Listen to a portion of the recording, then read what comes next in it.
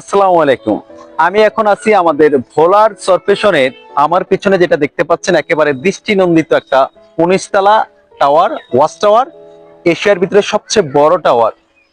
এটাকে Jakub tower নামে অনেকে পরিচিত। আমি যখনই এই সরপেশন এখানে আসি তখনই এখান থেকে ঘুরে যায়, আমার কাছে ভীষণ ভালো লাগে।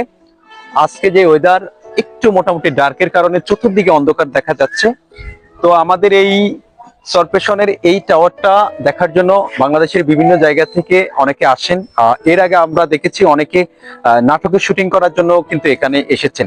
তো এই টাইমে কিন্তু তাদের যে ওয়াচ টাওয়ারের যে বাতিগুলো, এই লাইটিং গুলা দেওয়া থাকে না, রাত্র টাইমে কিন্তু লাইটিং দেওয়া থাকে। এখানে দেখতে আরো অনেক সুন্দর লাগে। বর্তমানে এই টাওয়ারটির কাছে আসার পরে একটা ব্যাপার দেখে আমার কাছে ভীষণ ভীষণ খারাপ লাগে। সেটা হচ্ছে এই টাওয়ারটি জেকুব টাওয়ার নামে পুরো বাংলাদেশে বেশ পরিচিত। কিন্তু অত্যন্ত দুঃখের বিষয় হলো আমরা যেন মানুষ কতটা অকৃতজ্ঞ প্রাণী তার এক উৎকৃষ্ট প্রমাণ দেখেন এই জেকুব টাওয়ারটিকে যারা এখন সরপেশন টাওয়ার নামে পরিচিত করতে চায়।